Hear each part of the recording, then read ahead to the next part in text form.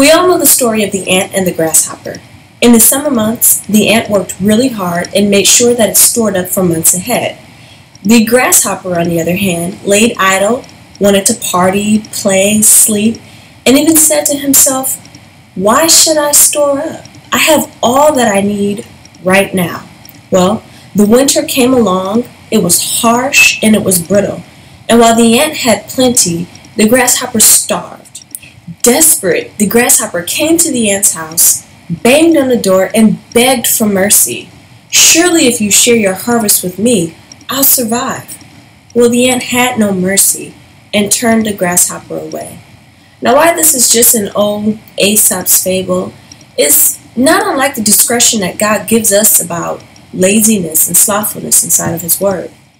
Many proverbs speak of being lazy and warns us that the outcome of laziness is being struck with need like a man ready to fight and struck with poverty like a robber. The lazy man is unprepared in times of needs and finds himself begging because he has nothing. Also in Ephesians it tells us to be careful how you live, making the best of the use of your time. So what am I saying? My question to you and to myself is, what can you and I do today that we're putting off until tomorrow?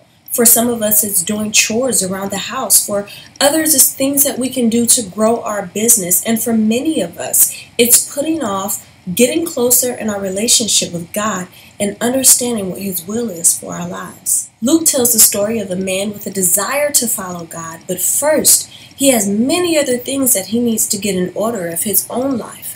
"Lord, I'll follow you, but first let me go and first let me do." Well, the answer Jesus gave was, "Surely any man that puts his hand to the plow and looks back is not fit for the kingdom of God." Not only that, the lack of preparation that you make in your spiritual life is the most dangerous of all forms of procrastination because it has eternal consequences.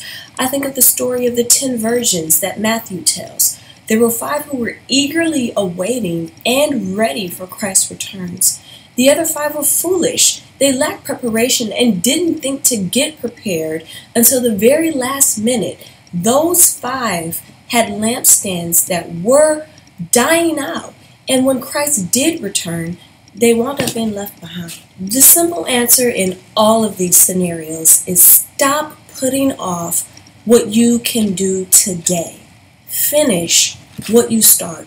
No matter how hard it may seem, no matter how many other things you feel need to be taken care of at that very moment, find out what God's will is for your life and then act out on it.